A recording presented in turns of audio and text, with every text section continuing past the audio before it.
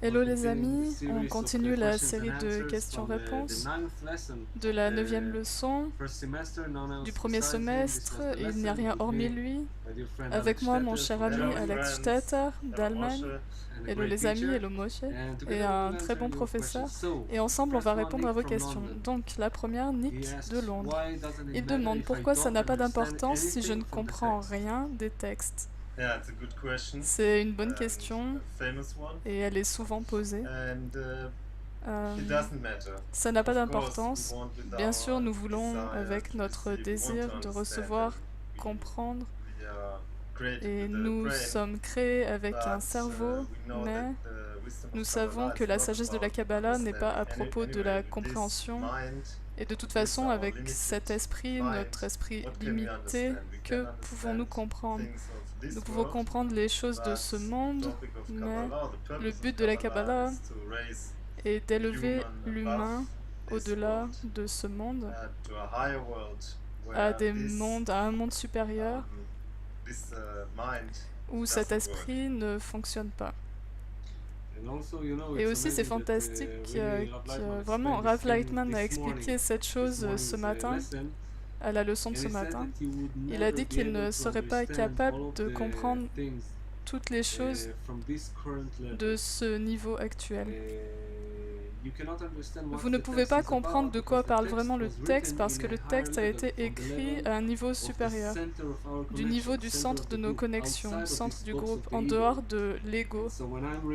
Et donc, quand je lis ce qu'il y a écrit dans les textes de la Kabbalah, par exemple, la Bible, qui est un écrit kabbalistique, ou même les écrits du Bala Sulam ou le Zohar, je lis et j'imagine, il est parti avec ce taureau, les sages allaient à Dodan, et il est descendu de l'âne, et quelqu'un d'autre est monté, j'imagine, les Israélites allant dans le désert avec des ânes et je ne sais quoi. Et c'est aussi comme dans la science, je ne peux comprendre le niveau qui est soit le mien, soit supérieur. Je peux juste, et c'est ce qui se passe dans la science, je peux seulement comprendre les niveaux inférieurs. On fait des recherches sur le monde animal, la biologie, la physique, etc. Mais notre science, la science humaine, est toujours mi-théorie, mi-quelque chose d'autre, statistique. Pourquoi? Parce que pour comprendre cela, nous devons être dans un niveau supérieur en dehors de notre ego. Et la sagesse de la Kabbalah, comme on l'a expliqué dans la leçon précédente, le but de cette sagesse, dans notre phase qui est appelée la phase de préparation, est seulement pour attirer la lumière supérieure, la lumière environnante des textes. C'est tout. Qu'est-ce que ça veut dire? La lumière supérieure est cette même force comme vous avez des enfants par exemple, vous les voyez, ils commencent soudainement à parler, à comprendre, à avoir des émotions, à vous comprendre, à devenir humain. Comment cela arrive? La lumière supérieure, c'est la force de la nature. Quand vous l'utilisez avec la sagesse de la Kabbalah, vous la dirigez vers votre développement spirituel intentionnellement. Et c'est ce que nous voulons maintenant des textes. Nous voulons être dans le niveau dans lequel les auteurs nous ont amené ces textes pour adhérer à ça, c'est tout. Autrement, comme Alex a dit, si je lis juste pour me remplir de connaissances, de comprendre, non. Ça va juste entrer dans mon ego et c'est tout, ça sera comme tout autre livre de littérature ou de romance. Ok, question suivante. De Paolo, d'Italie. Le désir est déjà présent.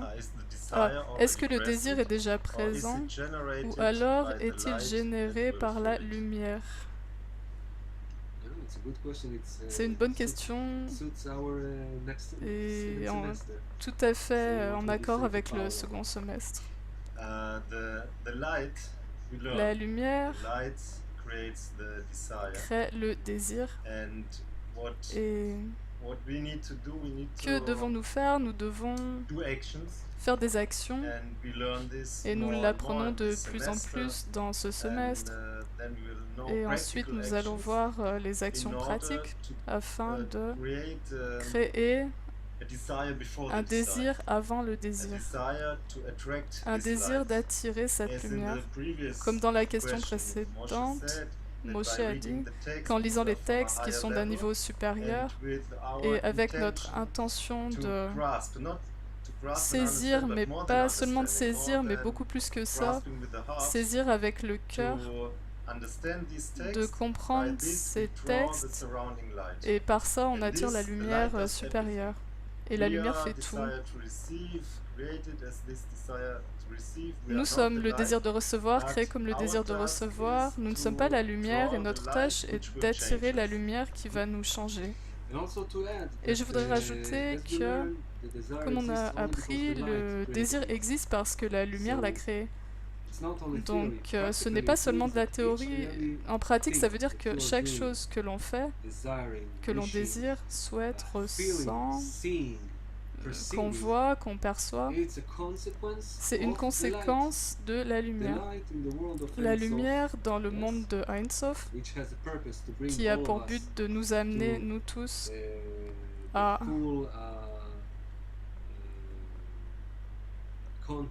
au contact total, à l'adhésion totale au Créateur. Il a envoyé un ordre, et après toutes les dissimulations, tout ce grand système de connexion entre nous, on arrive à un certain Moshe dans ce monde, et c'est comme ça que je me perçois. Et là, j'ai le désir, je ressens le désir de me toucher le nez. Ce n'est pas mon désir vraiment, mais c'est quelque chose qui a été activé par la lumière. Donc je me touche le nez, ou alors autre chose. Tout vient de la lumière. Ok. Donc, il y a la lumière, et la lumière crée le désir de recevoir, qui est la forme inversée de la lumière. Et nous pouvons réagir à ça. Je peux juste, ah voilà, j'ai vraiment envie de faire ça, c'est mon désir.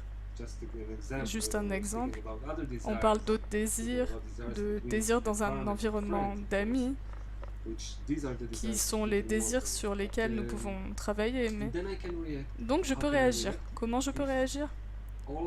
Si tous les amis créent en moi un autre désir plus fort que la spiritualité, et là je peux checker chaque désir qui apparaisse en moi, comment ça peut me diriger vers la spiritualité, l'importance de ce but de la vie? Ou autrement, je vais juste me toucher le nez, voilà.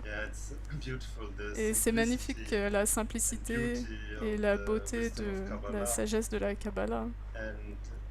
Et la seule chose qui a été créée est un désir. Mais pour développer ce désir, il y a tout l'enseignement. Le désir doit être divisé en plusieurs petites parties. C'est pour cela qu'il y a une rupture des vaisseaux.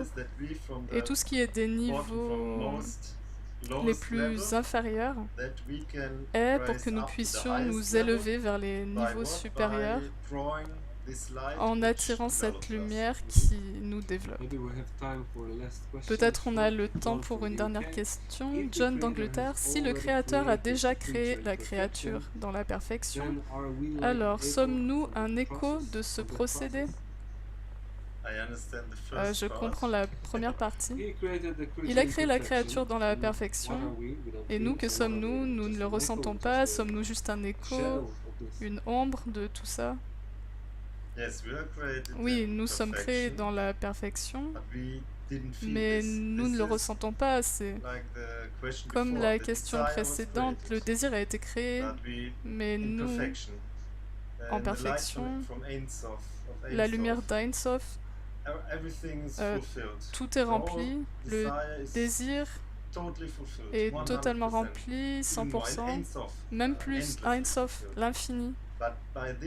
Et par ça, nous n'avons rien ressenti, c'est comme je ne sais pas, créé parfaitement, mais le but de la création est d'atteindre la pensée créatrice.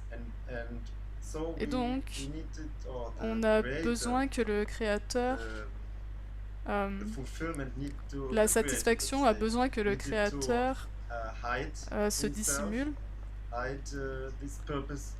cache ce but de la création afin que nous puissions l'atteindre. Et c'est pour cela qu'il y a eu ce besoin de séparation totale.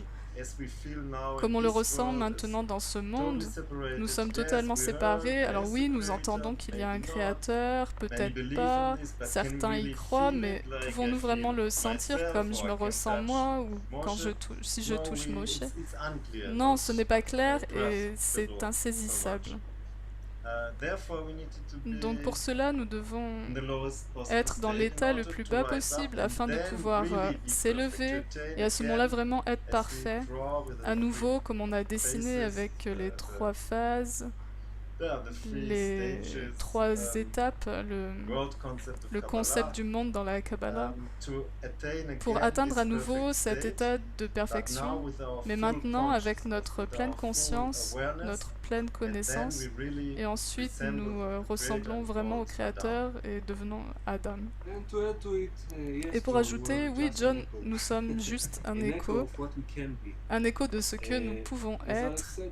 Et comme Alex a dit, nous sommes créés en perfection, mais le problème, c'est que le désir et la satisfaction, en fait, ne sont qu'un. Il n'y a jamais eu de séparation entre le désir de recevoir et la satisfaction. Le désir, c'est une chose, je ressens que j'ai un manque, et maintenant, je ressens la satisfaction, mais ça a toujours fait qu'un. Ce qu'on ressent maintenant et imagine de notre vie, ce n'est qu'un écho que nous commençons à ressentir depuis que nous avons un ego et un point dans le cœur. Ça nous sert maintenant en fait à nous élever vers les vraies émotions. Donc nous devons avoir le désir séparé et nous pouvons avoir la satisfaction, la lumière aussi séparée. Et ensuite, avec la combinaison des deux, nous pouvons aller et percevoir le Créateur. Ces 2 éléments sont juste, comment on peut dire, le terrain de jeu, l'ego. Mais vraiment, à partir d'eux, nous allons pouvoir nous élever. Et Alex l'a dit, atteindre le but de la création, la pensée créatrice. On se retrouve au prochain clip.